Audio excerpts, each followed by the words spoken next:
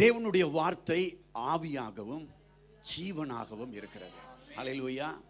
இந்த ஆவியா இருக்கிற வார்த்தை ஒரு மனிதனுடைய ஆத்துமாவுக்குள்ளும் அவனுடைய ஆவிக்குள்ளும் பிரவேசிக்க எந்த ஒரு தடையும் கிடையாது. ஹல்லேலூயா. தேவனுடைய வார்த்தைக்கு அத்தனை வல்லமை உண்டு. நானும் நீங்களும் மாத்திரம் எஸ் சொன்னா போதும், அது உள்ள வந்து அது தன்னுடைய காரியம் ஆகும்படி வாய்க்கும். ஹல்லேலூயா. தேவன் தம்முடைய ஜனங்களிடத்தில் எதிர்பார்க்கிறது ஒரே ஒரு காரியம், ஆண்டவரே நீங்க உள்ள வாங்க. உங்க வார்த்தை ஆவியா இருக்கிறபடியால் அதுக்குத்தான் தெரியும் உங்களுக்குள்ள என்னத்தை செய்யணும். ஹல்லேலூயா.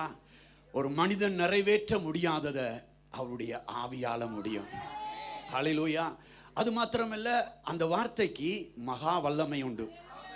இந்த உலகத்தில் எத்தனையோ வல்லமைகள் உண்டு. இன்னைக்கு பாருங்க, இந்த நேற்றைய நாளில் நான் பாஸ்டரோட பேசி கொண்டிருக்கும் பொழுது நான் யோசித்தேன், இந்த உலகத்தில் யாரு தெரியுமா பெரிய வல்லரசு? அப்படிதான் சொல்லுவோம். ஆனா இந்த உலகத்தில் பெரிய வல்லரசு எவ்வளவு பேரை கொல்றதுக்கு அவன்கிட்ட பெரிய ஆயுதம் இருக்கோ அவன் தான் பெரிய வல்லரசு. சரிதானே? இந்த உலகத்தில் நீங்க இன்றைக்கு இருக்கிற காலகட்டம், இன்றைக்கு இருக்கிற சமகாலத்தை நீங்க பார்த்தா யார் பெரிய வல்லரசு என்று கேட்டா, அவன் ஒரு குண்டு போட்டா லட்சம் சாகுற அவன் தான் வல்லரசு. ஆனா அந்த வல்லரசை காட்டிலும் நானும் நீங்களும் இருக்கிற இந்த சபை பெரிய வல்லரசு. ஏன் தெரியுமா? அவன் குண்டு போட்டு லட்சங்களை கொண்டா அவன் வல்லரசு. ஆனா நாங்க குண்டு போடுறதில்ல, நாங்க கர்த்தருடைய வசனத்தை கொடுத்து ஜீவனை கொடுக்கிறவர்கள். ஹல்லேலூயா. திருச்சபை ஜீவனை கொடுக்கிறதுனால அந்த வல்லரசை காட்டிலும் இந்த பெத்தேல் திருச்சபை மகா பெரிய வல்லரசு. ஹல்லேலூயா. அவர் இந்த பட்டணத்தில், இந்த தேசத்தில் என்னையும் உங்களையும் சபையாக ராஜ்யங்களுக்கெல்லாம் பெரிய வல்லரசாக வைத்திருக்கிறார். ஏனென்றால் அவர் ராஜாவா இருக்கிறார். ஹல்லேலூயா. ராஜா இருக்கிற ராஜ்யம் இந்த உலக வல்லரசை காட்டிலும் பெரிய வல்லரசா இருக்கிறது. ஹல்லேலூயா. அப்ப நாங்க எதனால வல்லரசு என்று சொன்னா, ஜீவனை கொடுக்கிறதுனாலே வல்லரசு. உலகம் எதுல வல்லரசு என்று சொன்னா, ஜீவனை எடுக்கிறதுல வல்லரசு. இதுதான் உலகத்துக்கும் எங்களுக்கும் உள்ள வித்தியாசம். ஹல்லேலூயா. அப்ப ஆண்டவர் சொன்னார், நான் உலகத்தான் அல்லாதது போல என்னுடையவர்களும் நீங்களும் உலகத்தான் அல்ல. ஹல்லேலூயா. அதனால் அவர்களுக்கு என்னுடைய வார்த்தையை கொடுத்திருக்கிறேன். உலகத்திலிருந்து எடுத்துக்கொள்ள நான் வேண்டிக் கொள்ளல, ஆனா இந்த உலகத்தில் என்ன வந்தாலும் அவர்கள் எனக்காய் நிற்கும்படி நான் வேண்டிக் கொள்ளுகிறேன் சொன்னார். ஹல்லேலூயா. அதனால இன்றைக்கு வரைக்கும் என்னை உங்களை அவர் காத்திருக்கிறார். இனியும் காப்பார், இனியும் தப்புவிப்பார். ஹல்லேலூயா. அதனால அருமையான தேவ பிள்ளைகளே, இந்த தீமில் 28வது அதிகாரம், மத்தேயு எழுதின சுவிசேஷம் 28வது அதிகாரத்திலே பாஸ்டர் இந்த வார்த்தையை கொடுத்திருந்தாங்க. அங்கே பார்க்கிறோம், அவர் மரித்த தேவனாய் அல்ல, அவர் உயிர்த்தெழுந்த தேவனாய் இருக்கிறார். ஹல்லேலூயா.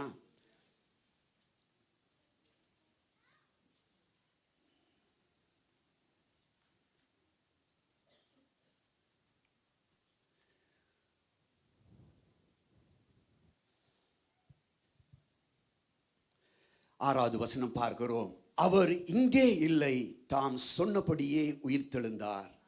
ஹல்லேலூயா. இயேசு கல்லறையில் இல்லை, அந்த கல்லறை வறுமையா இருக்கிறது.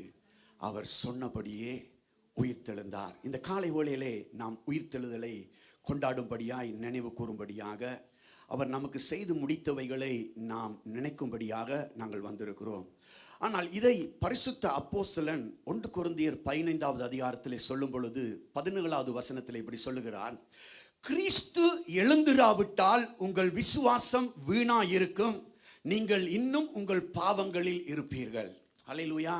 இன்றைக்கு இந்த காலை வேளையில அருமையான தேவ பிள்ளைகளே, கிறிஸ்து எழுந்ததினாலே நானும் நீங்களும் பாவத்தில் இருக்க அல்ல, பாவத்திலிருந்து வெளியே எழும்பி வர உதவி செய்திருக்கிறார். ஒரு கணம் யோசித்து பார்ப்பாங்க, இந்த காலை வேளையில இயேசு மாத்திரம் உயிர்த்தெழல, இயேசு மாத்திரம் மரிக்கலண்டா இந்த உலகத்தினுடைய பாவம் எவ்வளவு பெருசா இருக்கும். இந்த உலகத்தில் இருக்கிற பாவம் இல்லை, எங்க பாவம் தான் எவ்வளவு பெருசா இருக்கும். இன்றைக்கு வரைக்கும் கொஞ்சம் யோசிச்சு பார்த்தா எவ்வளவு பெருசா இருக்கும். இந்த உலகம் எப்படி இருக்கும் நம்ம ஜீரணிச்சு பார்க்கவே முடியாது. பாவம் மாத்திரம் மன்னிக்கப்படல, பாவத்திலிருந்து மாத்திரம் மனுஷனை தூக்கல் என்று சொன்னா இந்த உலகத்தை பார்க்கறதுக்கே அசிங்கமா இருந்திருக்கு. ஆனா நானும் நீங்களும் அவருக்கு அழகுள்ளவர்களாக அல்ல, இந்த உலகம் இன்றைக்கு பிழைச்சிருக்கிறதுக்கு காரணம் அவர் பாவங்களை மன்னித்ததினாலே. அது மாத்திரமல்ல அருமையான தோப்பில், இந்த காலை வேளையில் என்னுடைய உங்களுடைய நம்பிக்கை வேதம் தெளிவாக சொல்லுகிறது. அதே அதிகாரத்தில், கிறிஸ்து எழுந்துராவிட்டால் உங்கள் விசுவாசம் வீணாயிருக்கும், நீங்கள் இன்னும் உங்கள் பாவங்களில் இருப்பீர்கள். அப்படியா நானும் நீங்களும் பாவத்தில் இராமல் ஒரு வாழ்க்கை வாழுவதற்கு அவர் எழுந்தார். அவர் எழுந்ததினாலே அந்த விடுதலை வாழ்வை நமக்கு தந்திருக்கிறோம்.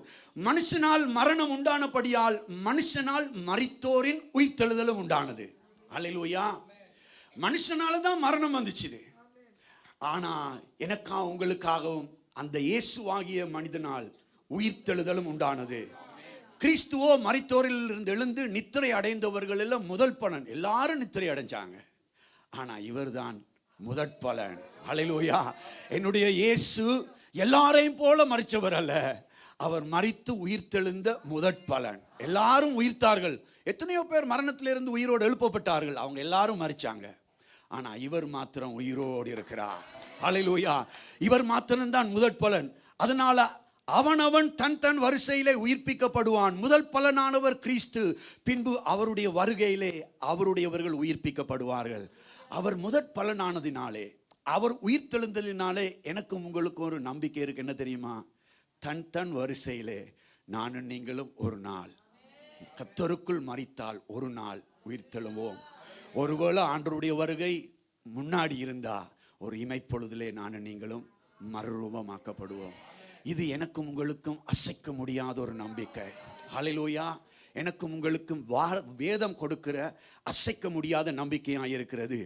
1 கொரிந்தியர் 15:3 சொல்லுகிறது, அடக்கம் பண்ணப்பட்டு வேத வாக்கியங்களின் படிதான் அவர் 3ஆம் நாள் உயிர்த்தெழுந்தார். அல்லேலூயா. யாரோ ஒருவருடைய கதை கிடையாது, இது ஒரு சரித்திரம் கிடையாது. அருமையான தோப்பிலே, வேத வாக்கியங்களின் படி அவர் 3ஆம் நாள் உயிர்த்தெழுந்த நம்முடைய தேவனாகிய கர்த்தர். அல்லேலூயா. எடுத்துக்கொள்ளுங்கள் எபிரேயர் எழுதின புஸ்தகம். இங்கிருந்து தான் உங்களோடு கூட பேச போகிறேன். எபிரேயர் எழுதின புஸ்தகம் 13வது அதிகாரம்.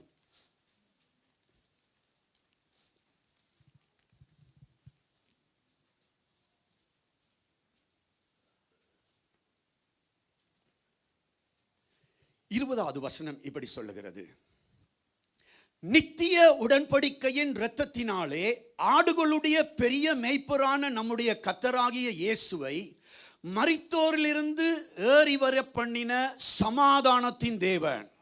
எல்லாரும் சொல்லுங்க, சமாதானத்தின் தேவன். சத்தமா சொல்லுங்க, சமாதானத்தின் தேவன்.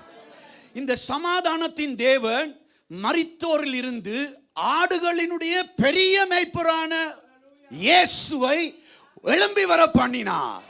அல்லேலூயா. நம்ம சபைக்கு ஆண்டவர் மேய்ப்பரை கொடுத்திருக்கிறார். அல்லேலூயா. அந்த மேய்ப்பருக்கும் சபை விசுவாசிகளுக்கு மேலாக ஒரு பெரிய மேய்ப்பர் இருக்கிறார். அவர் கர்த்தராகிய இயேசு கிறிஸ்து. அல்லேலூயா. நன்றாய் கவனிங்க, நாம் தன்மையிலே ஒன்று, ஆனா செயல்களில் வித்தியாசமானவர்கள். அல்லேலூயா. சபையை பார்க்கும் பொழுது பாஸ்டர் இருக்கிறாங்க, உடன் ஊழியர்கள் இருக்கிறார்கள், மூப்பர்கள் இருக்கிறார்கள். ஒவ்வொரு பகுதியிலையும் சிறப்பாய் செயல்பட ஒவ்வொருவரும் இருக்கிறார்கள். ஆனால் தன்மை என்று சொல்லும் பொழுது நாங்கள்லாம் யாரு? அவருடைய பிள்ளைகள். தன்மையில் நாம் எல்லாம் அவருடைய சாயல் உள்ள பிள்ளைகள். ஆனால் செயல்களிலே நம்ம பாஸ்டருக்கு கீழ்ப்படியணும். மூப்பொருள் அவர் அந்தந்த வேலை செய்கிறவர்களுக்கு நாம் எல்லாருமே என்ன செய்யணும்? ஒருவருக்கு ஒருவர் கீழ்ப்படிய அழைக்கப்பட்டிருக்கோம். அப்போ செயல்களில் நாம் வித்தியாசமானவர்கள், ஆனால் தன்மையில் நாம் எவனுக்கு கீழாக பிள்ளைகளாக இருக்கிறோம். இதை மாத்திரம் புரிஞ்சு கொண்டா பிரச்சனையெல்லாம் சால்வ் ஆகிரும். ஏனென்றால் தேவனும் தன்மையில் ஒருவர், பிதா குமாரன் பரிசுத்த ஆவியாகிய ஒரே ஒரு தேவன் தான். ஆனா பிதா நம்மேல் அன்பு கூர்ந்தார், நம்முடைய பாவங்களுக்காக இயேசுவை பதிலுவிடாய் கொடுத்தார்.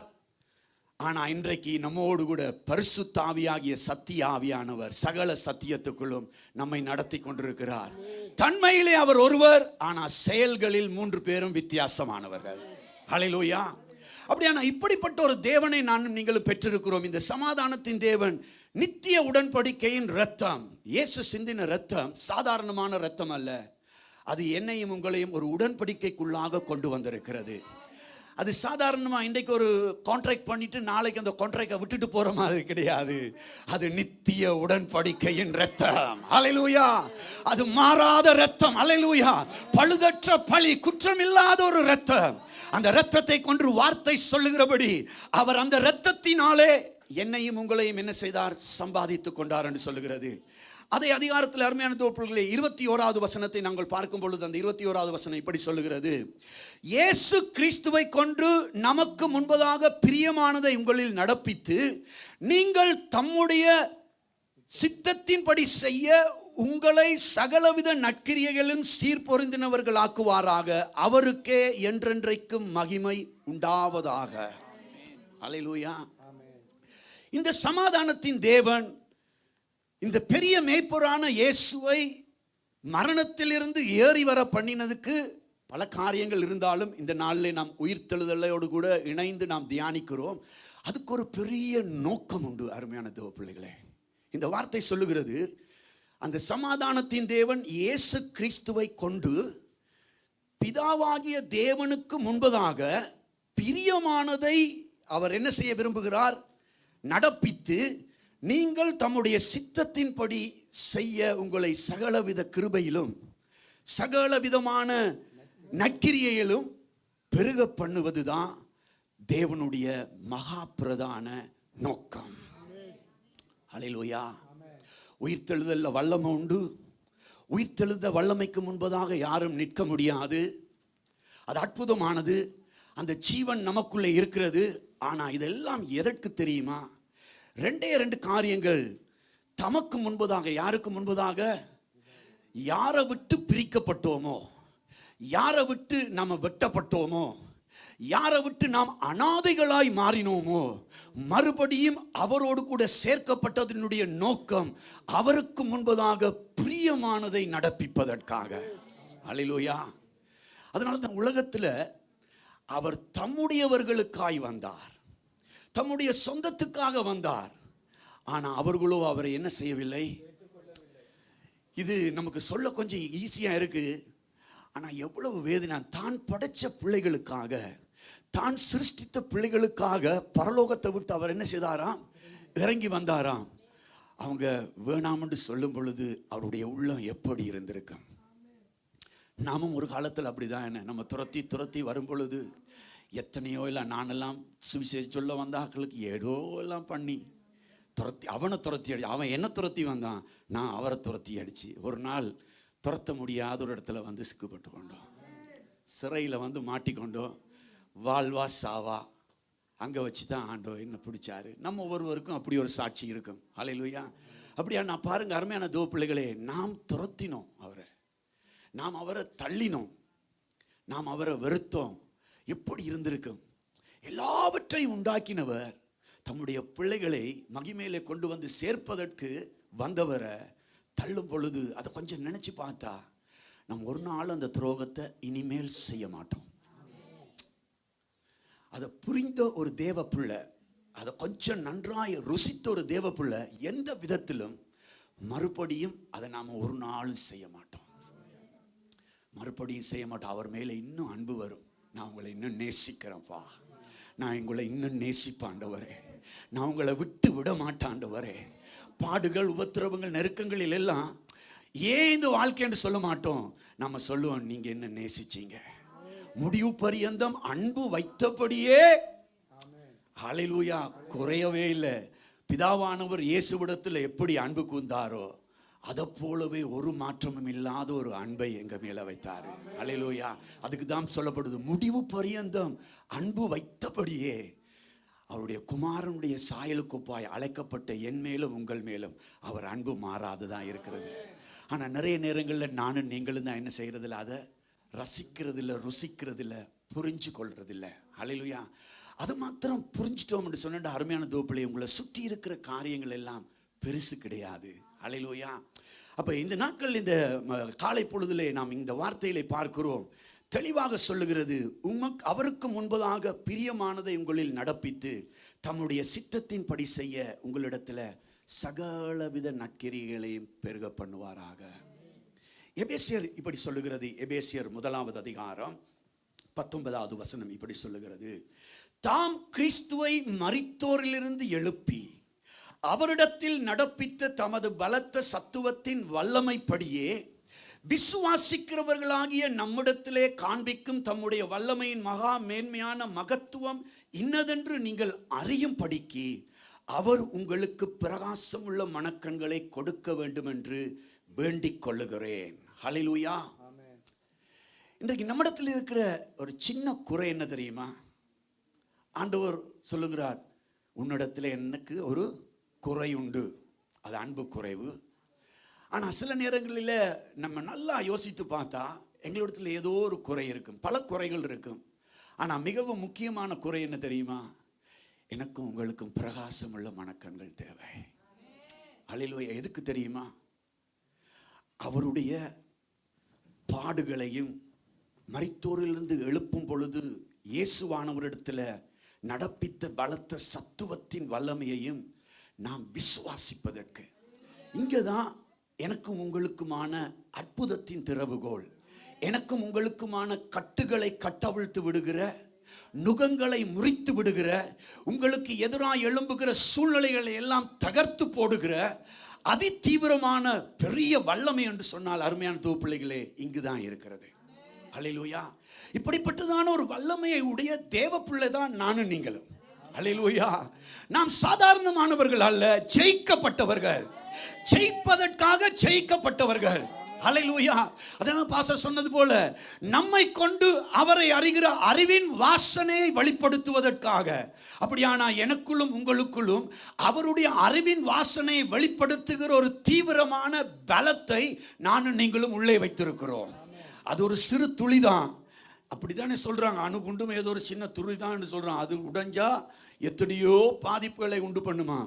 நாம் பாதிக்கிறவர்கள் அல்ல, பாதிப்புக்கு உள்ளானவர்களை, பழுதானவர்களை சரி செய்கிறவர்கள். ஹல்லேலூயா. சிதைந்து போன, உலர்ந்து போன, அதாவது ஒன்றுக்குமே முடியாதென்று நினைக்கிற நிலையில நானும் நீங்களும் தான் அருமையான தோப்பிள்ளைகளே ஜீவனுக்கு ஏதுவான வாசனை வீசுகிறவர்கள். ஹல்லேலூயா. எல்லாரிடத்திலும் ஏதோ ஒரு வாசனை உண்டு. ஹல்லேலூயா. நீங்க பாருங்க, இந்த உடுப்பை நீங்க இஸ்ரவேல் ஜனங்கள் வனாந்திரத்தில் போகும் பொழுது வேதம் சொல்லுது, பாதரட்சை வாராகிலும் அவளுடைய உடுப்பாகிலும் என்னவாகலையா? பழசாகல. ஒரு மனிதனுடைய வேர்வை உடுப்புல பட்டா நீங்க இந்த உடுப்பை கழுவாம வச்சிங்கன்னா கொஞ்ச நாள் போனா பழுதாயிரும், வஸ்திரம் பழுதாயிரும். ஏன்னா அந்த வேர்வை பொல்லாத சாமான். ஏன்னா நம்முடைய சரீரத்தில் இருக்கிற எல்லா கழிவுகளோடும் சேர்ந்து வருகிற ஒரு காரியம். அதனால தான் மேக ஸ்தம்பம், அக்னி ஸ்தம்பம் அவங்களுக்கு வேர்க்கலை போல. அவனுக்கு என்ன மாத்திரத்துக்கு வசனம் என்ன சொல்லுது? அவர்களுடைய வஸ்திரம் பழசாய் போகல. பாதரட்ச தேயில எப்படி 40 வருஷம் நடந்தோண்டு செருப்பு தேயாம இருக்கும்? அப்படியானா கொஞ்சம் யோசிச்சு பாருங்க, அவர் எவ்வளவு நல்லவர். தம்முடைய உள்ளங்கையில வரைந்து நம்ம சுமக்கிற ஆண்டவர். அவன் நடந்தது போல இருக்கு, ஆனா சத்தியத்தை நாம பார்க்கும் பொழுது அவர் சுமந்தது போல இருக்குது. ஹல்லேலூயா. கோழி தன் குஞ்சுகளை சுமப்பது போல நான் அவர்களை என்ன செய்தேன்? நாள்தோறும் சேர்த்து கொண்டு அவர் கூட்டி சேர்க்கிற ஆண்டவர் என்று சொல்லப்படுகிறது. எங்களுக்கு அவன் அலைஞ்சு திரிஞ்சது போல இருக்குது, ஆனா அவனுடைய அத்தனை கீழ்ப்படியாமைக்குள்ளும் அத்தனை முறுமுறுப்புக்குள்ளும் அவர் சுமந்தாரு. அருமையான தோப்பிள்ளை, இந்த காலை வேளையிலும் நாமும் சில நேரம் இருளுகளுக்கூடாக, நெருக்கங்களுக்கூடாக போகும் பொழுது நாம் நினைக்கிறோம், நான் எவ்வளவு கஷ்டப்பட்டு நடக்க முடியாம நடக்கிறேன். ஆனா வேதம் சொல்லுது, அவர் உன்னை சுமக்கிறவர். சில நேரம் நாம இப்படி பாடுவோம், நடக்க முடியல டாடி, நடக்க முடியல, தாங்கி கொள்ளுங்க, கரத்தால் ஏந்தி கொள்ளுங்க, என் சுயபலத்தால் ஓட பார்த்தேன், ஓட முடியல, என் மனபலத்தால் நடக்க பார்த்தேன், நடக்க முடியல, என் சொல்பலத்தால் சாதிக்க பார்த்தேன், ஒன்றும் முடியல. ஒன்றும் முடியாது. ஆனா அவர் நம்மோடு இருக்கிறதால சாதிக்க முடியாததையும் நானும் நீங்களும் சாதிக்க முடியும். ஹல்லேலூயா. ஒன்று என்னால முடியாது, ஆனா உங்களால முடியும். மனுஷனால கூடாதது ஆனா எங்கட தேவனால கூடும். தேவனால கூடாதது ஒன்றுமில்லை, அவரால் சகலமும் முடியும். அப்படியான அருமையான தோப்பிள்ளைகளே, நாம் எதை கவனிக்கணும்?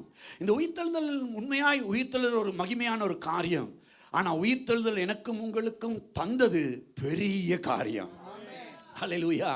உயிர்த்தெழுதல் எனக்கும் உங்களுக்கும் கொடுத்த ஐஸ்வர்யம் பெரிய ஐஸ்வர்யம். ஹல்லேலூயா. அவர் உயிர்த்தெழுந்ததுனால நானும் நீங்களும் எங்களையே பார்க்குறோம், எங்கள் வாழ்க்கையை பார்க்குறோம், கடந்த காலத்தை பார்க்குறோம். அவ்வளவுதான் எங்களுக்கு தெரியும். நாளைக்கு அவருக்கு தெரியும், அடுத்த மாதம் அவருக்கு தெரியும், இந்த சபையை குறித்து இந்த பட்டணத்தை குறித்து திட்டம் அவருக்கு தெரியும். மேரி சொன்னா மாத்திரம் தெரியும் பிளானிங் பர்மிஷன், ஆனா அதை விட பெரிய பிளான் அவரிடத்துல இருக்குது. மேரிக்கும் தெரியாது, யாருக்கும் தெரியாது. கர்த்தர் தம்முடைய ஊழியர்களுக்கு அதை வெளிப்படுத்துகிற ஆண்டவர். நம்முடைய தரிசனம் எல்லாம் ஒரு சின்னது, ஆனால் அவருடைய தரிசனம் பெருசு. அல்லேலூயா. அவர் என்னையும் உங்களையும் கொண்டு வைத்திருக்கிற காரியம் பெருசானது. அருமையான தேவ பிள்ளைகளே, பெரிதானதை எதிர்பாருங்கள். அவர் அருமையானதை என்னையும் உங்களையும் கொண்டு நிறைவேற்றுகிற ஆண்டவராக இருக்கிறார். ஹல்லேலூயா. அப்படின்னா நானும் நீங்களும் ஒரு நாளும் சோர்ந்து போகக்கூடாது. சோர பண்ணுகிற காரியங்கள் நம்மை சுற்றிலும் அநேகமாயிரம் உண்டு. ஆனால் வேதம் தெளிவாக சொல்லுகிறது, அந்த மகா மேன்மையான மகத்துவத்தை நானும் நீங்களும் அறிவதற்கு எனக்கும் உங்களுக்கும் பிரகாசம் உள்ள கண்கள் தேவை. அல்லேலூயா. அதனால தான் சாத்தான் பாருங்க, மகிமையின் அறிவாகிய ஒளியை நம்முடைய இருதயங்களிலே தோன்ற பண்ணினார் இயேசு என்று சொல்லி கொரிந்தியர் சொல்லுகிறது. இந்த சுவிசேஷத்தின் மகிமையான அந்த வெளிச்சத்தை காணக்கூடாதுபடி வெளியே இருக்கிறவன் என்ன செய்யறானா, அவனுக்கு அவ்வளவுதான் செய்ய முடியும். அவனால வேற ஒன்றும் செய்ய முடியாது. அவன் என்ன செய்யறான், கண்ணை மாத்திரம் என்ன செய்யறான், குருடாக்குற வேலை. ஆனா அவன் நமக்கு என்ன செய்வான் தெரியுமா, இருக்கிற வெளிச்சத்தை, இருக்கும் வெளிச்சம், ஆனா அதை கொஞ்சம் அணைய பண்ணுவான். அவன் அவ்வளவுதான் செய்ய முடியும், அதுக்கு மிஞ்சி அவனால் ஒன்றும் செய்ய முடியாது. ஏனென்ற அருமையான தோப்பிள்ளைகளே, தேவன் என்னோடும் உங்களோடும் கூட உள்ளே இருக்கிறார். பிரச்சனை வெளியே தான் இருக்கும். பிரச்சனை என்ன செய்யாது, உள்ள வராது. ஏன் உள்ள வராது? ஆளுகை செய்கிறவர் உள்ளே இருக்கும் வரைக்கும் சாத்தான் உள்ளே பிரவேசிக்க முடியாது. ஒரு அல்லேலூயா சொல்லுங்க, பக்கத்துல பார்த்து சொல்லுங்க, அவர் உன்னை ஆளுகை செய்கிற வரைக்கும் உள்ளே சாத்தான் பிரவேசிக்க முடியாது. ஆனா நம்மை சுற்றிலும் ஆயிரம் பிரச்சனை இருக்கலாம், அதை பத்தி கவலை கிடையாது. ஏனென்றா அவனால என்னை உங்களை மேற்கொள்ள முடியாது. இதுதான் சிலுவையில எனக்கும் உங்களுக்கும் கிடைத்த சலாக்கியம். அல்லேலூயா. நிறைய நேரங்களில் நம்ம எப்பெல்லாம் மறக்கிறோமோ அப்பெல்லாம் துன்பம் படுவோம். எப்பெல்லாம் மறக்கிறோமோ அப்பெல்லாம் நான் நீங்களை என்ன கொஞ்சம் நேரம் பாருங்க துவண்டுரும். அதுக்கு பிறகு உள்ள இருந்த ஆவியான, ஏய் எழுந்துரு எழுந்துரு, சோர்ந்து போகாத, தூசியை தட்டி எழுந்துருந்து தட்டி விடுகிற ஒருவர் உள்ளேயே இருக்கிறாரு. எல்லாரும் இதில் நம்ம விதிவிலக்கு கிடையாது. எல்லாரும் விதிவிலக்கு கிடையாது. உங்க எல்லாருக்குமே நல்ல அனுபவம் இருக்கு. ஆனா யோசிச்சு பாருங்க, அது எந்த நேரத்தில் எந்த சூழ்நிலையில் வருகுது. பிரச்சனையை நாம பெருசா பார்க்கும் பொழுது நமக்குள்ள இருக்கிறவர் என்னவா இருப்பாரு, சின்னனா இருப்பாரு. எப்பொழுதெல்லாம் நீங்க பிரச்சனையை தூர வைக்கிறீங்களோ, அந்த சுவரில் ஒரு படத்தை மாட்டிட்டு இங்க இருந்து பார்த்தா எனக்கு எல்லாமே சின்னனா தான் தெரியும். ஆனா அந்த படத்தை கொண்டு வந்து இந்த இதுல மாட்டி வச்சா பெருசா தெரியும் எழுத்து, வாசிக்கக்கூடியதா தெரியும் எழுத்து. அப்ப எப்போ நம்முடைய வாழ்க்கையில பருகிற பிரச்சனைகளை தூரமாய் வையுங்கள், தேவனை கிட்டவாய் வையுங்கள். தேவன் கிட்டவாய் இருந்தால், தேவனை பார்ப்பது சமீபமாய் இருந்தால், உன் வாழ்க்கையில் இருக்கிற பிரச்சனைகள் எல்லாம் சின்னனாய் மாறிவிடும். ஹல்லேலூயா. அப்படியான அருமையான தொகுப்பில் இதை நம்முடைய வாழ்க்கையிலே அபியாசப்படுத்துகிற ஒரு நல்ல ஆவியானவர் உள்ளே உண்டு. நல்ல ஒரு திருச்சபை உண்டு, நல்ல ஊழியர்கள் உண்டு, நல்ல போதனை உண்டு. அவைகளை நாம் வைத்துக்கொண்டு எதை எங்கே வைக்கணுமோ அதை அங்கே வைக்கணும். எதை எங்கே நாம் சேர்த்து கொள்ளணுமோ அதை நாம் சேர்த்து கொள்ளணும். அல்லேலூயா. அவரை மாத்திரம் நீங்க பெருசா பார்த்தீங்கண்டா உங்களுக்கு வெளியே இருக்கிற எல்லாமே சின்னனா தான் தெரியும். ஒரே நேரத்தில் ரெண்டும் பெருசா தெரிய முடியாது, ஒரே நேரத்தில் ரெண்டுமே சின்னனா தெரிய முடியாது. ஒரு அல்லேலூயா சொல்லுங்க. அல்லேலூயா. அப்படியானா இது நம்முடைய வாழ்க்கைக்கான நடைமுறை பயிற்சி. இதை நாம தான் செய்யணும், யாராலும் செய்ய முடியாது. நான் உங்களுக்காக பெருசாவோ சின்னனானோ பார்க்க முடியாது, ஆனா நீங்க எப்படி பார்க்கணும்னு சொல்லி கொடுக்க முடியும். அல்லேலூயா. எனவே இந்த சபையானது, சபையின் தரிசனமானது, அவரை நாம் பெருசாய் பார்க்கும் பொழுது சுற்றி இருக்கிற பிரச்சனையெல்லாம் சின்னனாய் மாறிவிடும். அல்லேலூயா. தடைகள் எல்லாம் சின்னனாய் மாறிவிடும். அல்லேலூயா. இஸ்ரவேல் ஜனங்களை மோசே கானானுக்கு வேவு பார்க்க அனுப்பும் பொழுது அவன் பார்த்து சொல்றான், நாங்கள் வெட்டுக்கிளி. யாரு சொன்னா இவன் வெட்டுக்கிளி என்று? அவனுக்கு பிரச்சனைக்கு காரணமே தங்களை பார்த்து வெட்டுக்கிளி என்று சொன்னது. அவங்கள பார்த்து பெரிய ராட்சதரா பார்த்தான். அதுக்குள்ளும் ஒரு 2 பேர் இருந்தாங்க பாருங்க. நான் நீங்கள் அப்படிப்பட்டவர்கள். அல்லேலூயா. யோசுவா காலேபை போல. அல்லேலூயா.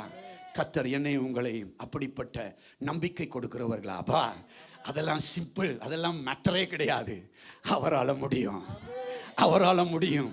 அவர் அநேகம் பேரை கொண்டாகிலும் கொஞ்சம் பேரை கொண்டாகிலும் நமக்கு செய்ய அவர் வல்லவராயிருக்கிறார். அவர் உயிர்த்தெழுந்த தேவன், அவரால் முடியும். இப்படிப்பட்ட ஒரு பெரிய தேவனை நான் நீங்களும் பெற்றிருக்கிறோம். இப்படியெல்லாம் நினைக்கும் பொழுது அருமையான தேவ பிள்ளைகளே, நான் நீங்கள் எவ்வளவு சந்தோஷப்படுறோம் பாருங்க, எவ்வளவு சந்தோஷப்படுறோம் பாருங்க. ஆனா இந்த சந்தோஷத்தை எனக்குள்ளும் உங்களுக்குள்ளும் வச்சிருக்க கூடாது. ஹல்லேலூயா. அருமையாக ஒரு தொடக்க பாடலை பாடினோம். அவர் நம்மோடு இருக்கிறவர் மாத்திரமல்ல, அவருக்காகவே வாழ அழைக்கப்பட்டிருக்கிறோம். ஹல்லேலூயா. எந்த ஒரு சந்தர்ப்பத்திலும் அதை நம்ம விட்டுறக்கூடாது. ஹல்லேலூயா. நான் ஒரு சுருக்கமாய் சொல்லுகிறேன். என்னுடைய வாழ்க்கையில் 12 வயசில் என்னுடைய டேடியை லாஸ் பண்ணிட்டேன். எனக்கு இப்போ ஞாபகம் இருக்குது. ஒரு சைக்கிளில் என்னுடைய தகப்பனாரை நான் ஏற்றி கொண்டு போய் ஃப்ரான்ஸுக்கு வருவதற்காக, அவர் ஈராக்கில் வேலை செய்தார். அந்த கம்பெனி பேப்பர்ஸ் கொடுத்து ஃப்ரான்ஸுக்கு போகும்படி அவர்கள் பணத்தை கொடுத்து அனுப்பியிருந்தார்கள். அவர் ஃப்ரான்ஸுக்கு வருவதற்காக இந்தியாவுக்கு வந்து தான் அப்போ வரணும். 85ஆம் ஆண்டு நான் சைக்கிளில் ஏற்றி கொண்டு போய் அவரை விட்டு, அவர் பஸ்ஸில் அப்படி நடந்து போகும்பொழுது அவரை பார்த்து டேடிக்கு கை காட்டினேன்.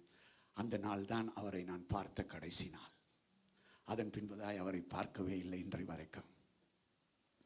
12 வயசில். அருமையான வாலிப தங்கச்சியே, வாலிப தம்பியே, இன்றைக்கு எனக்கு 53 வயசு ஆகுது. கர்த்தர் நல்லவர், கர்த்தர் மிகவும் நல்லவர். தகப்பனும் தாயும் கைவிட்டாலும் கர்த்தர் உன்னை சேர்த்துக் கொள்வார். மிகவும் சுருக்கமாய் சொல்லுகிறேன். இவ்விதமாய் இந்த ஐரோப்பாவுக்கு வரணும் என்றே எனக்கு வசதியே கிடையாது, பணமே இல்லை. ஏதோ ஒரு விதத்தில் இங்கே ஒரு ஆண்டி இருந்தாங்க ஃப்ரான்ஸில். அவங்க ஒரு 1.5 லட்சம் எனக்கு கொடுத்துருந்தாங்க. கப்பலுக்கு போவதற்காக முயற்சி செய்து பல வருஷங்கள் தோல்வி. அதன் பின்பதே ஒரு ஏஜென்ட் சொன்னால், உன்னை நான் ஐரோப்பாவுக்கு அனுப்பி விடுறேன்னு சொல்லி ஹாலண்டு தேசத்துக்கு வந்தோம். ஹாலண்டு தேசத்துக்கு வரத்துக்கு மலேசியா வந்து தான் அங்கே வரணும். டிக்கெட் போட காசு இல்லை. 30,000 ரூபா அப்போ மலேசியாவுக்கு வர. பக்கத்து வீட்டுக்காரன்ட்ட ஒரு மோதிரத்தை வேண்டி அடவு வச்சு அந்த 30,000 டிக்கெட்டை போட்டு வந்து ஒரு பையோடு வந்து, பையும் இல்லாமல் ஒன்றும் இல்லாமல் அகதி மாமில் இருந்து, அங்கேருந்து தான் இயேசு என்னை சந்திக்கிறதுக்கு முன்பதாக நான் ஜெர்மன் தேசத்துக்கு ஓடினேன். அங்கே சகோதரி இருந்ததுனால அங்கே என்னை பிடிச்சி சிறையில் போட்டு, சிறையில் பைத்தியமாகி அவன் என்னை டிப்போர்ட் பண்ண போய், ஏதோ தேவ தயவுனால மறுபடியும் அந்த நாள் தான் இந்த ஐரோப்பா எல்லாம் யூனியன் ஒன்று சேர்ந்த காலம், 96ஆம் ஆண்டு. அவன் என்ன செஞ்சான்டா, எங்கேருந்து வந்தியோ அங்கே தான் போனான். அவங்களுக்கு தான் உரிமை உன்னை இலங்கைக்கு அனுப்ப. மறுபடியும் என்னை கொண்டு ஹேங்கப் போட்டு ஒரு பனை கைதியை போல் ரோட்டால் அப்படியே நடத்தி கொண்டு வந்து போர்டர் போலீஸ் அங்கால கொடுத்து, இப்படி தான் மறுபடியும் வந்து, அப்படி வந்த காலத்தில் தான் இயேசு என்னை சந்தித்தார். சுருக்கமாய் சொல்லுகிறேன், ஒரு பைத்தியமான ஒரு காரியம்தான் என்னை சந்தித்தது.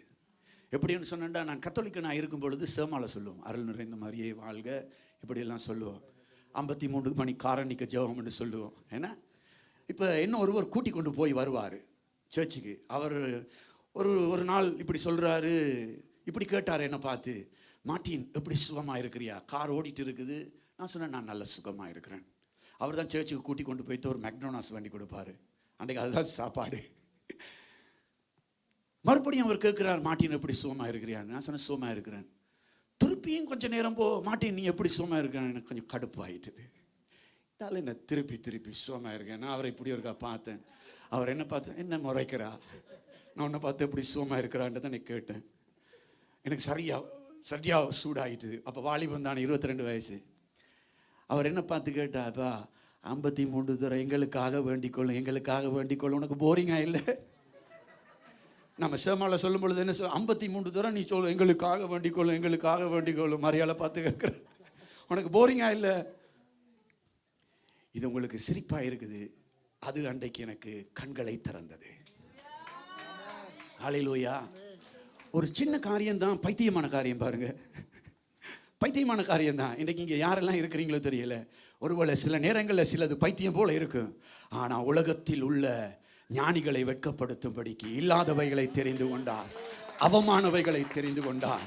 ஏனென்று சொன்னார், அவர் பைத்தியமாய் தோன்றுகிறவரினாலே அவர் தேவன் மகிமைப்படுகிறவராக இருக்கிறார்.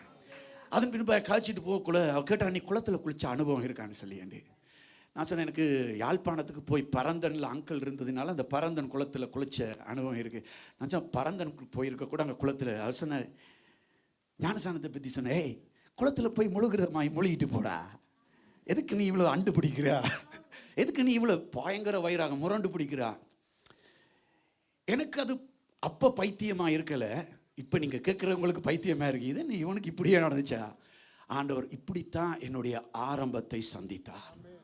நான் நேற்று முந்தின பிரதரோட காய்ச்சிட்டு அவங்க இந்த தொட்டியை காட்டும் பொழுது எனக்கு ஞாபகம் வந்துச்சு, இப்படி ஒரு தொட்டியில் தான் இறங்கும் பொழுதே இப்படி போட்டு தான் தொட்டிக்குள்ள இறங்கினேன். தொட்டிக்குள்ள இறங்கும் பொழுதே இப்படி போட்டு தான் இறங்கினேன். சாட்சியெல்லாம் சொல்லி போய் தொட்டியில் முழந்தால் படிட்டு 2 பேர் மூப்பரும் பாஸ்டருமா தண்ணிக்குள்ள தாட்டி இழுத்தி விட்டு நான் அப்படியே நடந்து படியில் ஏறும் பொழுது ஒரு மின்னலை போல் ஒரு வெளிச்சம் எனக்குள்ளால இப்படி பாஞ்சு போச்சுது பாருங்க.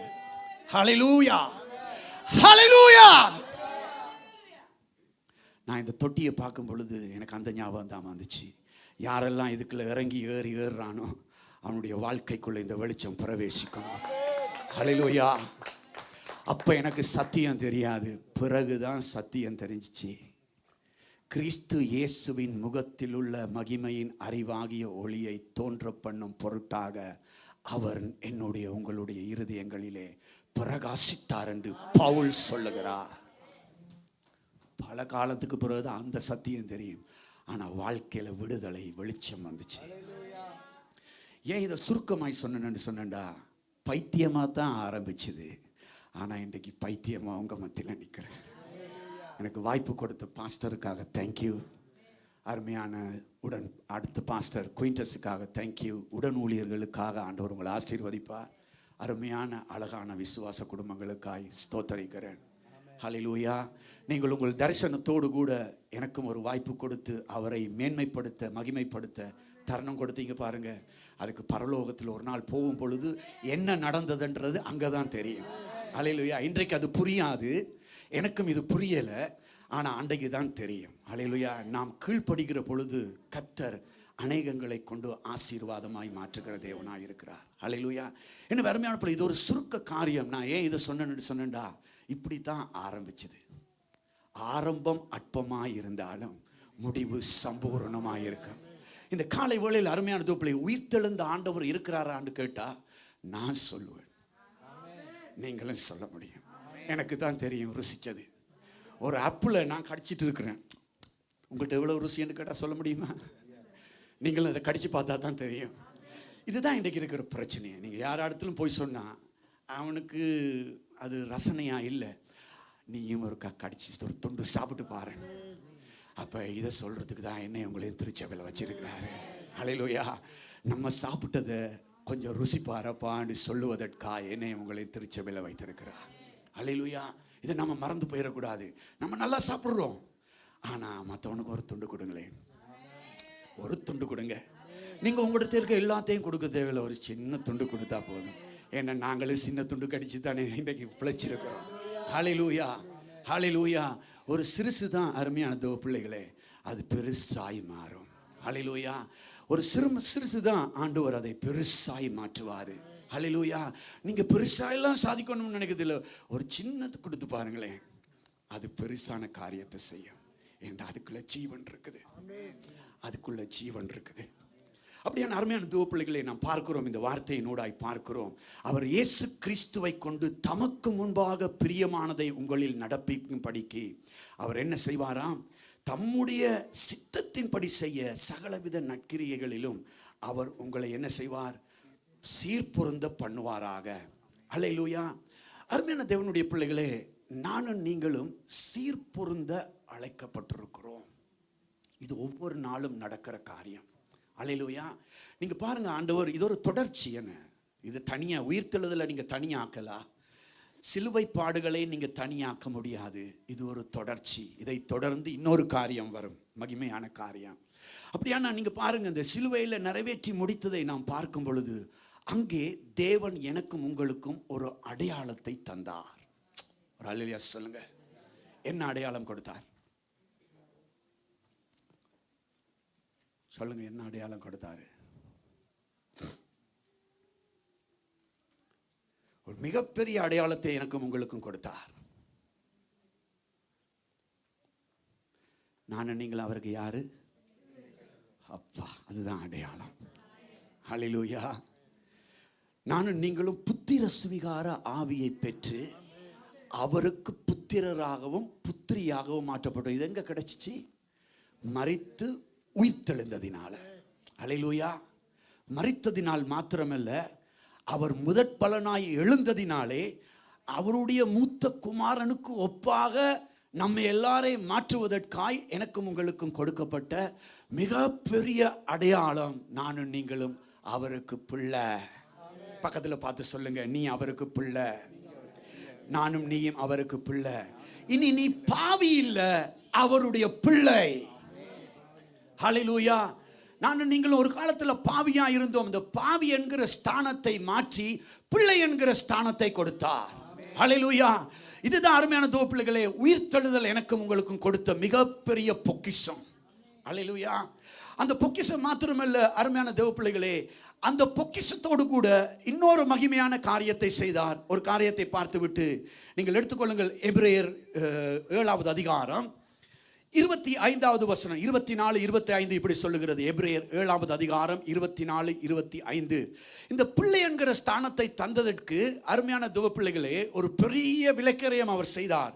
இந்த வார்த்தை சொல்லுகிறது, இவரோ என்றென்றைக்கும் நிலைத்திருக்கிறபடியால் மாறி போகாத ஆசாரியத்துவம் உள்ளவராயிருக்கிறார். எல்லாம் மாறும், ஆனா எனக்கும் உங்களுக்கும் ஒரு ஆசாரிய ஊழியம் செய்ய அவர் மாறி போகாதவராயிருக்கிறார். ஹல்லேலூயா. நாங்கள் இங்கே இருக்கிற எல்லாருக்குள்ளும் பலவீனங்கள், குறைகள் இருக்குது. சில நேரங்களில் எல்லாருக்கும் எல்லாத்தையும் செய்ய முடியாத சூழ்நிலைக்குள்ள நாங்கள் தள்ளப்படுவோம். ஆனால் எல்லாராலும் செய்ய முடியாத ஒரு சூழ்நிலையில் எல்லாருக்கும் எல்லாம் செய்ய ஒருவர் உண்டு. அவர் மாறாதவராக இருக்கிறார். அவரை மாத்திரம் நீங்கள் பிடிச்சு கொள்ளணும். இப்போ எனக்கு பக்கத்தில் இருக்கிறவனுக்கு ஒரு குறிக்கப்பட்ட நேரத்தில் ஒரு பலன் இல்லாமல் போகலாம். அதனால அவனை என்ன சொல்லக்கூடாது? குறைவும் சொல்லக்கூடாது, அவனை தள்ளியும் விடக்கூடாது. ஹல்லேலூயா. உங்களை ஒருவர் தள்ளி விடும் போதுதான் உங்களை தள்ளாத ஒருவர் இருக்கிறார் என்கிற சத்தியத்தை கற்றுக்கொள்ளுவோம். ஹல்லேலூயா. ஒருவர் உங்களை தள்ளிவிடும் போதுதான் தள்ளாத ஒருவர் இருக்கிறார் என்கிற உண்மை கூட தெரிய வரும். அப்போதான் அந்த கண்ணு திறக்கும். மறந்து போகாத. எல்லாரும் தள்ளினாலும் அங்கதான் ஒரு சத்தியம் கிடைக்கும். என்னையும் உன்னையும் தள்ளாத ஒருவர் இருக்கிறார். அதனாலதான் அருமையான தேவப்பிள்ளைகளே, சில நேரங்களிலே கடினமான பாதைகள், யோபு சொல்லுகிறான், நான் சோதிக்கப்பட்டதினால பொன்னாக விளங்குவேன் என்ற எனக்கு தெரியும், அவர் என்னை கைவிட மாட்டார். என் மாமிசம் அழுகி போனாலும் என்னுடைய கண்களே அவரை பார்க்கும். ஹல்லேலூயா. எடுத்துக்கொள்ளுங்கள், டக்குன்னு நான் சொல்லுகிறேன். யோபு கடைசி அதிகாரத்தில் ஒரு வார்த்தை இப்படி சொல்லுகிறது. யோபு கடைசி அதிகாரத்தில் இப்படி சொல்லுகிறார். 5வது வசனம் பாருங்க, 42:5. என் காதினால் உம்மை குறித்து கேள்விப்பட்டேன், இப்பொழுதோ என் கண்கள் உம்மை காண்கிறது. நம்ம 52 வாரம், அதற்கு அதிகமான வாரங்கள் பாருங்க, நம்ம எதனால கேட்கிறோம்? சத்தியத்தை காதுனால கேட்கிறோம். நம்முடைய காதுகள் கேட்கும்படியாய் நமக்கு பேசப்படுகிறது. ஆனால் அருமையான தோப்பிள்ளைகளே, கிறிஸ்தவ வாழ்க்கை என்பது அதோடு கூட நிற்கக்கூடாது. அந்த காதினால கேட்கிறத நம்ம கண்ணினால பார்க்கிற இடத்துக்கு கடந்து வர என்னையும் தேவன் உங்களையும் அழைக்கிறார். ஹல்லேலூயா. நாம் எப்பொழுதெல்லாம் இங்கே காதுகளினாலே கேட்கிறோமோ அவரை நம்முடைய கண்களினாலே காணுகிற இடத்துக்கு அவர் கொண்டு போகிற ஒரு தேவன். அதுதான் திருச்சபை. ஹல்லேலூயா. திருச்சபை நம்மை குருடாக்குவதற்காய் அல்ல, பிரகாசமுள்ள மனக்கண்களை கொடுத்து அவரை பார்க்க வைக்கிற இடம், அவரை அனுபவிக்க வைக்கிற இடம், அவரை ருசிக்கிற இடம். ஆனா இதுக்கு எதிராக இன்னொன்று இருக்கு தெரியுமா? தேமா இந்த பிரபஞ்சத்தின் மேல் ஆசை வைத்து அப்படியே ஓரமாய் போனான். இந்த பிரபஞ்சத்தில் பல ஆசைகள் உண்டு. அது நம் கண்களை என்ன செய்து விடும்? சில நேரங்களில் ஒரு இமப்பொழுதுல கொஞ்சம் மறைச்சி விட்டுரும். அங்கதான் பாருங்க பிரச்சனை உருவாகிற இடம். நன்றாக அவங்க, என்னை பற்றி எனக்கு தெரியும், ஆனால் என்னை பற்றி மற்றவங்களுக்கு தெரியாத ஒரு இடம் உண்டு. என்னை பற்றி எனக்கு தெரியாது, ஆனால் பக்கத்தில் இருக்க ஆள்கிட்ட கேட்டால் என்னை பற்றி அவங்களுக்கு தெரியும். ஆனால் என்னை பற்றி எனக்கும் தெரியாது, என்னை பற்றி மற்றவங்களுக்கும் தெரியாத இடம் அது ஒரு ஜீரோ, ஒரு டாக்கான இடம். ஆனால் தேவனுக்கு மாத்திரம்தான் தெரியும். பிசாசு எங்கே தெரியுமா ஒர்க் பண்ணுவான்? என்னை பற்றி எனக்கு தெரியும், என்னை பற்றி மற்றவங்களுக்கு தெரியாட்டிக்கு பரவாயில்ல, ஆனால் என்னை பற்றி எனக்கு தெரியும் தானே, நான் அங்கே தப்பிக்கொள்ளுவேன். சில நேரங்களில் என்னை பற்றி எனக்கே தெரியாது, நான் செய்கிறது எனக்கு தெரியாது, ஆனால் பக்கத்தில் இருக்கிறவருக்கு தெரியும், அவனால் நான் காப்பாற்றப்பட்டுருவேன். ஆனால் என்னை பற்றி எனக்கும் தெரியாது, மற்றவனுக்கும் என்னை பற்றி தெரியாது. அங்கே தான் பிசாசு விளையாடுற இடம். ஹல்லேலூயா. அதனால் அந்த இருளான பகுதியை, அந்த மறைவான பகுதியை மாற்றுகிறது தான் தேவனுடைய பிரசன்னம், தேவனுடைய வார்த்தை, தேவனுடைய சமூகம். ஹல்லேலூயா. அந்த பகுதியை மாத்திரம் அருமையான தேவ பிள்ளைகளே நாம் என்ன செய்யணும்? டிலீட் பண்ணணும். அந்த இருள், அங்கே இருக்கிறதான மறைவான காரியங்கள், ஐ டோன்ட் நோ, நம்முடைய வாழ்க்கையில் சில நேரங்களில் நான் செய்கிறதே எனக்கு தெரியாது, நான் செய்கிறது மற்றவனுக்கும் தெரியாமல் செய்வோம். ஆனால் அந்த இடத்தெல்லாம் என்ன செய்யுங்க? இந்த உயிர்த்தெழுதலின் வல்லமை, இந்த உயிர்த்தெழுந்த ஆண்டவருடைய வல்லமை இந்த நாள் தொடக்கம் நீங்கள் அதில் பிரயாசப்பட்டு அதெல்லாம் நீக்க, அதெல்லாம் அகற்ற, அதெல்லாம் கழுவப்பட பிரயாசப்பட்டு பாருங்க. உங்கள் வாழ்க்கை சடுதியாய் ஒரு மாற்றத்தை காணும். நீங்கள் சடுதியாய் அசைகிறவர்களாய் மாறுவீர்கள். அல்லேலூயா. அசைகிறவர்களாய் மாறுவீர்கள். நாம் அசைய முடியாததுக்கு காரணம் சில நேரங்களில் அந்த குற்ற மனசாட்சியும் அந்த இருளான சூழ்நிலையை நம்ம என்ன செய்யும்? இழுத்து பிடிச்சிட்டு இருக்கும். உங்களுக்கு ஆசை உண்டு, போகும் பொழுது உள்ள சொல்லும், நீ இதற்கு தகுதி இல்லை, நீ இதை செய்ய முடியாதுன்னு அது உள்ள சொல்லும் பொழுது நாங்களாவே ஒதுங்கிக் கொள்வோம். அப்போ அந்த பகுதியை நாம் என்ன செய்யணும்? ரிமூவ் பண்ணணும். அதுக்கு ஆண்டவர் இந்த காலை வேளையில் உங்களுக்கு உதவி செய்வாராக. அல்லேலூயா. எனவே அருமையான தேவனுடைய பிள்ளைகளே, நாம் பார்க்கிறோம் அவர் எனக்கும் உங்களுக்கும் என்ன செய்திருக்கார். அப்போ காதினால கேட்கிறது மாத்திரமல்ல, ஒவ்வொரு முறையும் வரும் பொழுது நான் அவரை பார்க்கணும். அல்லேலூயா. நான் அவரை பார்க்கணும், அவரை அனுபவிக்கணும். அதில் தான் வல்லமை வெளிப்படும். அல்லேலூயா. அந்த கனெக்ட் ஆயிரணும், அதில் நாம் இம்பேக்ட் ஆயிரணும். எவ்வளவு பிரச்சனை இருந்தாலும் பரவாயில்ல, இங்கே வந்து ஒரு வார்த்தை சொல்ல, நான் உம்மை பார்க்கணும் ஆண்டவரே. என் ஆசை அது மாத்திரம்தான், நான் உம்மை பார்க்கணும். வெள்ளிக்கிழமை நான் உங்களுக்கு சொல்லியிருந்தேன், ஒரு ஆசையை பற்றி சொல்லியிருந்தேன். அல்லேலூயா. என்ன ஆசை? எதற்காய் பிடிக்கப்பட்டோன்னு பிடித்து கொள்ளும்படி ஆசையாய் தொடர்கிறேன். ஆனால் அந்த ஆசைக்குள்ள ஒரு வல்லமை இருக்கு தெரியுமா? அவர் விருப்பத்தையும் செய்கையையும் உங்களில் உண்டாக்குகிற தேவன் என்றே வேசியர் சொல்லுகிறது. அப்படியான இந்த ஆசைக்குள்ளும் அவர் என்ன வச்சிருக்கிறாரு? தன்னுடைய வல்லமையை வைத்து அந்த விருப்பத்தை கூட அவர்தான் என்ன செய்கிறார்? உங்களுக்குள்ள உருவாக்குகிறவராய் இருக்கிறார். ஆனால் நான் ஆசையாய் தொடருகிறேன் என்று சொல்லுகிறது அவர் விருப்பத்துக்கு என்னை ஒப்பு கொடுக்கிறதுனுடைய பிரதிபலன், வெளிப்பாடுதான் அந்த காரியம். அல்லேலூயா. அப்படியானா தேவன் உள்ளே இருந்து வேலை செய்கிறார், நான் வெளியே இருந்து வேலை செய்கிறேன். அல்லேலூயா. இதுதான் பவுலுடைய காரியம். அல்லேலூயா. அவர் உள்ளே இருந்து வேலை செய்கிறார். வாழ்வது நான் அல்ல, என்னில் இயேசு வாழ்கிறார். ஏனென்றால் நான் வெளியே வேலை செய்வதற்காக, நான் வெளியே செயல்படுவதற்காக. அப்படியே பார்க்கிறோம். இந்த எபிரேயர் எழுதின அந்த நிருபத்தில் பாருங்கள். மேலும் தமது மூலமாய் 25 தேவனிடத்தில் சேர்கிறவர்களுக்காக வேண்டுதல் செய்யும்படிக்கு அவர் எப்பொழுதும் உயிரோடு இருக்கிறவராகையால் அவர்களை முற்றுமுடிய ரட்சிக்க வல்லமை உள்ளவராய் இருக்கிறார். அல்லேலூயா சொல்லுங்க. இந்த உயிர்த்தெழுதல் அருமையான தேவ பிள்ளைகளே, இந்த பிரதான பெரிய மேய்ப்பராகிய நித்திய உடன்படிக்கையின் இரத்தத்தினாலே நாம் வாசித்ததன் பிரகாரமாய் அவரை எழும்பி வர பண்ணின சமாதானத்தின் தேவன் அவர் என்ன செய்கிறார்? என்னையும் உங்களையும் அவரோடு இணைத்து தமக்கு பிரியமானதை நம்மளிடத்திலே நடப்பிக்கும்படிக்கு அவர் எனக்குள்ளும் உங்களுக்குள்ளும் என்ன செய்கிறார்? நற்கிரியையை உருவாக்கி சீர்பொருந்த பண்ணி கொண்டிருக்கிறார். இந்த வாழ்க்கை பயணத்தில் எங்களுக்கு ஒரு பெரிய நம்பிக்கை, ஒரு பெரிய காப்புறுதி, ஒரு பெரிய திடன் என்ன தெரியுமா? இந்த வார்த்தை சொல்லுகிறது, தமது மூலமாய் தேவனிடத்தில் சேர்கிறவர்களுக்காக வேண்டுதல் செய்யும்படி அவர் எப்பொழுதும் உயிரோடு இருக்கிறார். இதுல உயிர் மாத்திரம் இல்லையானா முற்றுமுடிய நமக்கு ரட்சிப்பு இல்லை. என்னுடைய முழுதான முழுமையான மீட்பு இங்கே இருக்கிற உயிரோடு இருக்கிறவரால தான் வரும். அல்லேலூயா. நம்ம அழைச்சிட்டு ஆண்டவர் மரிச்சது உண்மை, உயிரோடு எழுந்தது உண்மை, நீ போய் செய்யண்டு மாத்திரம் அவர் சொல்லல. நீ எதையாலும் போய் செய் போ அப்படி சொல்லல. அவர் என்ன சொல்றார் தெரியுமா? உனக்காக நான் ஜெபிக்கிறாள். அதுதான் பிரதான ஆசாரியராய் பிதாவின் வலது பாரத்தில் இருந்து இரவும் பகலும் எங்களுக்காக வேண்டுதல் பண்ணுகிறவர். பாருங்க, அவர் ரட்சிப்பு கொடுத்தது மாத்திரம் இல்லை, ஜீவனை கொடுத்தது மாத்திரம் இல்லை, எனக்காக உங்களுக்காக அடிக்கப்பட்டது மாத்திரமல்ல, மரணத்தின் உபாதியை விட்டு வெளியே எழும்பினது மாத்திரமல்ல, வேதம் தெளிவாக சொல்லுகிறது, அவர் உயிரோடு இருந்து என்னையும் உங்களை முற்றுமுடிய ரட்சிக்க வல்லமை உள்ளவராயிருந்து அவர் என்ன செய்கிறாராம்? வேண்டுதல் பண்ணி கொண்டிருக்கிறார். அப்படியான எனக்கு அவங்களுக்காக வேண்டுதல் பண்ற ஒருவர் இருக்கிறாரா? அப்படியான நாம் போய் சேர வேண்டிய இடத்துக்கு போய் சேருவோம், அவரோடே இணைந்து கொள்ளுவோம், அவர் நம்மை கொண்டு போய் சேர்ப்பார். அல்லேலூயா. கடைசியாக ஒரு வார்த்தையை மாத்திரம் சொல்லி முடிக்க போகிறேன். அப்போஸ்தலர் எழுதின நடபடிகள் அங்கே பார்க்கிறோம், 1வது அதிகாரம். இந்த உயிர்த்தெழுதல் நமக்கு என்னத்தை கொண்டு வந்தது என்று சொன்னால், ஒரு மிகவும் முக்கியமான காரியத்தை ஆண்டவர் உயிர்த்தெழுந்ததினால நான் நீங்களும் பெற்றுக்கொண்டோம்.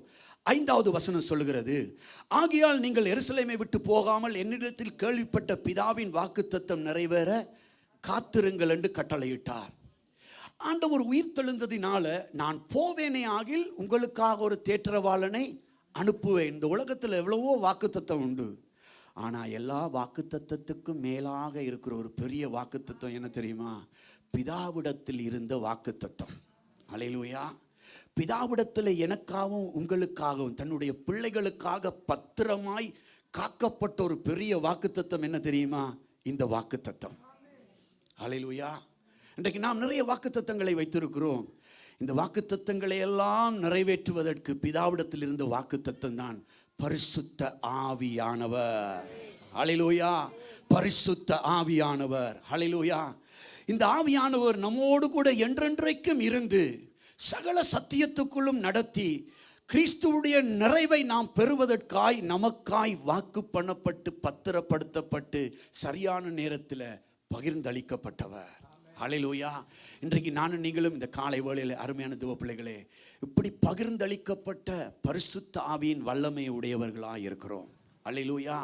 அவர் மரித்தார், அவர் உயிர்த்தெழுந்தார், இன்றைக்கும் அவர் ஜீவிக்கிறார். அது மாத்திரமல்ல, அவருக்குள்ள நாம் நற்கிரியைகளை செய்யவும் சீர் பொருந்தவும் தக்கதாக அவர் என்னையும் உங்களையும் என்ன செய்கிறார்? நற்சீர் பொருந்த பண்ணி நம்மை உருவாக்கி கொண்டிருக்கிறார். அப்படியானால் எனக்கும் உங்களுக்கும் ஒரு தரமான வாழ்க்கையை தந்திருக்கிறார். அல்லேலூயா. கடைசியாக சொல்லி முடிக்கிறேன், கவனிங்க. இந்த உலகத்தில் எந்த ஒரு ப்ராடக்ட் எடுத்து பார்த்தாலும் அதற்கு ப்ராடக்ட் குவாலிட்டி கண்ட்ரோல் பண்ணுவாங்க, பார்த்துருக்கிறீங்களா? தர நிர்ணயம் பண்ணுவார்கள். தரம் நிர்ணயம் பண்ணப்பட்ட ஒரு பொருளை யாருமே காப்பி பண்ண முடியாது, பிரதி செய்ய முடியாது. அல்லேலூயா. அந்த ஒரு கம்பெனி ஒரு பொருளை தர நிர்ணயம் பண்ணினால் அந்த ஸ்தாபனம், அந்த கம்பெனி மாத்திரம்தான் அதை என்ன செய்ய முடியும்? ப்ரொடக்ட் பண்ண முடியும். அப்படியானால் எனக்கும் உங்களுக்கும் இந்த உயிர்த்தெழுதல் வல்லமை தர நிர்ணயம் பண்ணி காப்பிரைட் பண்ணப்பட்டது போல ஒரு வாழ்வை நமக்கு கொடுத்திருக்கிறது. தரமுள்ள வாழ்க்கை. அந்த தரமுள்ள வாழ்க்கையை யாருமே தரக்குறைவாய் ஆக்க முடியாது. அல்லேலூயா. அப்படி அந்த உலகத்தில் பாருங்க, உலகத்தில் மதிப்பில் பாருங்க, எவ்வளோ பொருட்கள் உண்டு, எல்லாத்துக்கும் தர கட்டுப்பாடு உண்டு. கண்டு மாறி கொண்டு போயெல்லாம் விற்க முடியாது. பேமெண்ட்டில் விற்கிற பொருள் வேறு, ஆனால் அதாவது மதிப்பு செய்யப்பட்ட பொருட்கள் எங்கே இருக்கும்? மதிப்புள்ள இடத்துல இருக்கும். நாம் எல்லாம் மதிப்பு செய்யப்பட்டவர்கள். திருச்சபையிலே மதிப்புள்ள இடத்துல ஆண்டவர் வைத்திருக்கிறார். அல்லேலூயா. திருச்சபை என்பது மதிப்புள்ள இடம். அது உலகத்துக்கு எப்படி இருக்கட்டும், தேவனுடைய பார்வையிலே மதிப்பு செய்யப்பட்ட, மறுசீரமைக்கப்பட்ட, தர நிர்ணயம் பண்ணப்பட்ட ஒரு வாழ்க்கையை உடைய தேவ பிள்ளைகளாய் தேவ சபையிலே நிறுத்தப்பட்டிருக்கிறோம், நாட்டப்பட்டிருக்கிறோம். அப்படியான நானும் நீங்களும் ஒரு நாளும் தரமுள்ள வாழ்க்கையை தரக்குறைவாய் வாழ முயற்சிக்க கூடாது. அல்லேலூயா. எந்த விதத்திலும் எங்களுடைய குவாலிட்டி என்ன செய்யக்கூடாது? டிகிரேட் பண்ண விடக்கூடாது. அல்லேலூயா. அதுதான் பெரிய போராட்டம். சத்துரு என்ன செய்வான்? அதைத்தான் செய்ய முயற்சிப்பான். அல்லேலூயா. அப்படியானால் நானும் நீங்களும் பிள்ளை என்கிற அந்தஸ்து, அவருடைய ராஜ்யத்திற்குள்ளே அவர் நமக்கு கொடுத்திருக்கிறதான பெயர், பிரஸ்தாபம், புகழ் எல்லாம் தர நிர்ணயம் பண்ணப்பட்டது. இந்த ரட்சிப்பை யாருமே காப்பிகேட் பண்ண முடியாது. ஹல்லேலூயா. இந்த விடுதலையை யாருமே காப்பி பண்ண முடியாது, சாத்தான கூட செய்ய முடியாது. அதெல்லாம் செய்து நிர்ணயம் பண்ணி, அதனால தான் ஒரு வார்த்தை சொன்னார், எல்லாம் முடிந்தது. அதிலே முடிச்சிட்டு. ஹல்லேலூயா. தர நிர்ணயம் செய்ய பொழுது அவர் என்ன சொன்னார்? எல்லாம் முடிந்தது, இதுக்கு மிஞ்சி ஒன்றுமே கிடையாது. நான் என்னுடைய பிள்ளைகளுக்காக, என்னை நம்புகிற விசுவாசிக்கிற பிள்ளைகளுக்காக நிர்ணயம் பண்ணினது தான். அதை ஒருவராலும் மாற்ற முடியாது. ஹல்லேலூயா. அதனால அருமையான பிள்ளைகளை ஒரு பல்லவியோடு கூட பாஸ்டர்கிட்ட கொடுக்க போறேன். தாழ்ச்சி அடைகளேன், நான் தரித்திரன் ஆவதில்லை. தாழ்வில் என்னை கரம் பிடித்த கல்வாரி நாயகர் இயேசு. கிருபைகள் தொடரும் நான் அறியா நேரங்களில், நான் நம்பும் என் இயேசு முன்னே சென்றுடுவாரே. அப்படி எழுந்திருந்து இந்த பல்லவியோடு கூட